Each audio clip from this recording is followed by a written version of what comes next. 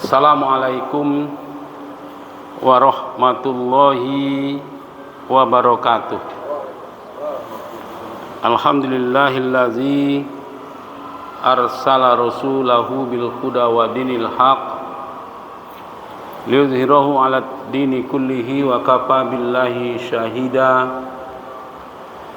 A'udzu billahi minasy syaithanir rajim. Bismillahirrahmanirrahim. Kaifa takfuruna billahi wa kuntum amwata fa ahyakum summa yumitukum summa yuhyikum summa ilaihi turja'un. Wa ayatil ukhra fa iza jaa ajaluhum la yastakhiruna sa'ah wala yastaqdimun. Kenapa kamu melawan Allah padahal kamu sebelumnya dalam kondisi mati? Berkenan Allah menghidupkan kamu dan mematikan kembali, dan menghidupkan kembali dan mengembalikan kepadanya. Apabila telah datang kematian, tidak bisa kamu menunggu atau memperlambat, mempercepat walaupun satu saat. Bapak Ibu saudara sekalian, ayat pertama yang saya bacakan terdapat dalam surat Al-Baqarah di nomor 28.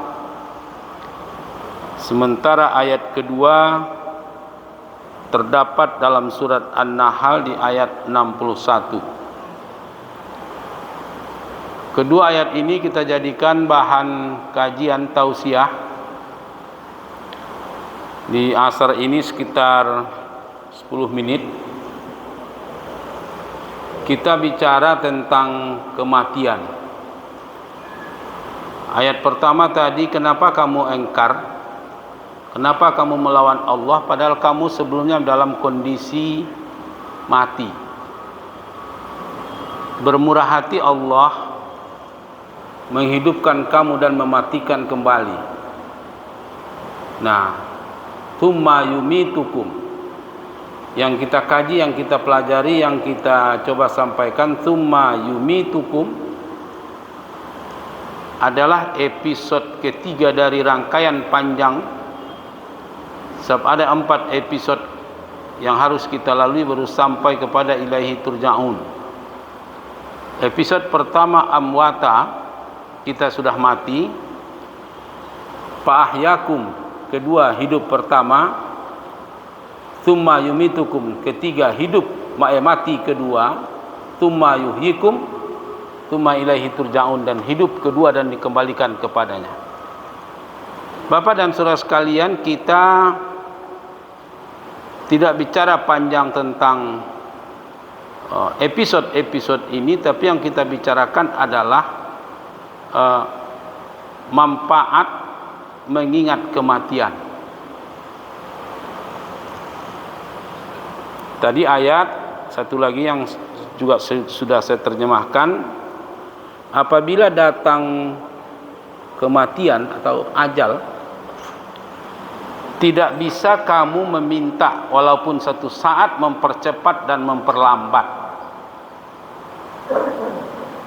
Jadi satu saat, satu detik, atau satu apapun, karena itu sudah ketentuan Allah. Tidak ada kaitan umur dengan penyakit tentang kematian. Tidak ada kaitan bencana, perang atau lain dengan kematian.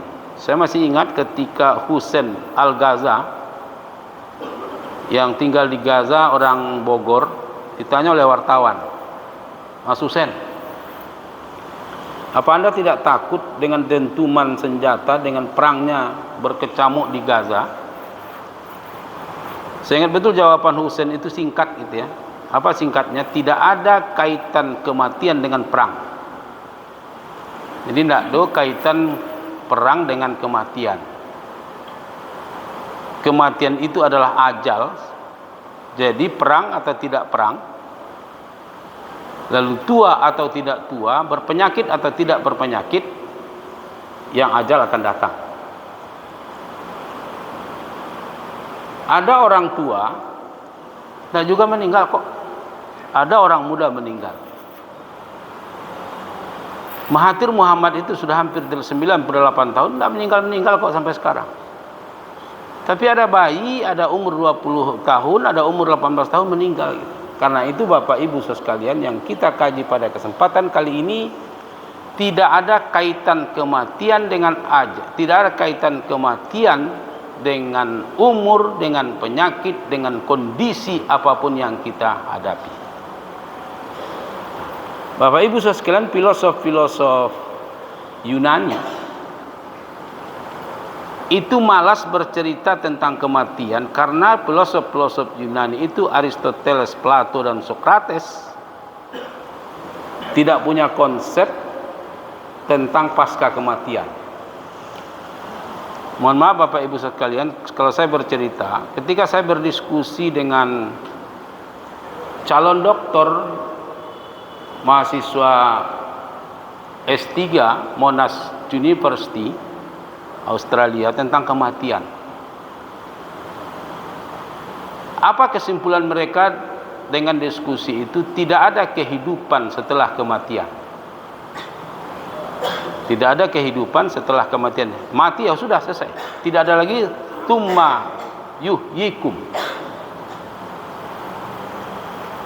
Malah yang aneh katanya, ya kita ini nanti sudah meninggal bisa jadi durian, bisa jadi manggis, bisa jadi kelapa sawit, bisa jadi pohon-pohonan gitu. Tergantung kita di mana dikuburkan. Begitu kesimpulan diskusi itu. Saya diam aja karena mereka, saya jelaskan pun karena mereka tidak percaya dengan ayat-ayat Quran. Bapak Ibu saudara sekalian, setelah kita coba membaca beberapa hadis dan ayat Quran, paling tidak ada 5 manfaat sering mengingat kematian. Jadi acuk mengana kematian, ada 5 manfaat. Pertama katanya ibadah. Ini ibadah khusus tersendiri. Sebola Bapak Ibu tengah malam mengingat kematian di atas tempat tidur gitu. Itu rasanya tidak perlu lagi kita hidup di dunia ini untuk mencari ini, mencari itu, mencari ini, karena yang kita ingat adalah kematian. Bertambah dekat kepada Allah dan mungkin ingin cepat mendapatkan kematian itu. Jadi ibadah tersendiri. Lalu kedua katanya membantu khusyuk dalam sholat. Jadi ketika kita mengingat kematian itu khusyuknya dalam sholat. Allahu Akbar. Bapak Ibu saudara sekalian, ketika kita mengingat satu waktu, satu masa yang akan datang tentang kematian, maka sholat itu mungkin itu tidak lagi ingat kemana-mana, tapi mengingat kalau kematian itu sudah menjelma. Nah Bapak Ibu saudara sekalian, sementara yang ketiga, persiapan untuk jumpa dengan Allah nanti di sorga. Jadi kalau kita khusyuk mengingat kematian, itu persiapan, bekal, alat. Apa alatnya? Apa yang harus kita tuju nanti bertemu dengan Allah di sorga? Tentu tidak saja amal kita, ibadah kita yang standar gitu. Yang standar itu kan syahadat, sholat, puasa, itu standar. Itu anak pun bisa, tapi mungkin lebih dari itu ditambah dengan mengingat kematian ini. Inilah persiapan kita menghadap dan bertemu Allah. Baik Ibu saudara sekalian, masih ada 2 lagi, tapi karena waktu sudah masuk, kita lanjutkan pada masa-masa yang akan datang. Minta maaf. Assalamualaikum warahmatullahi wabarakatuh.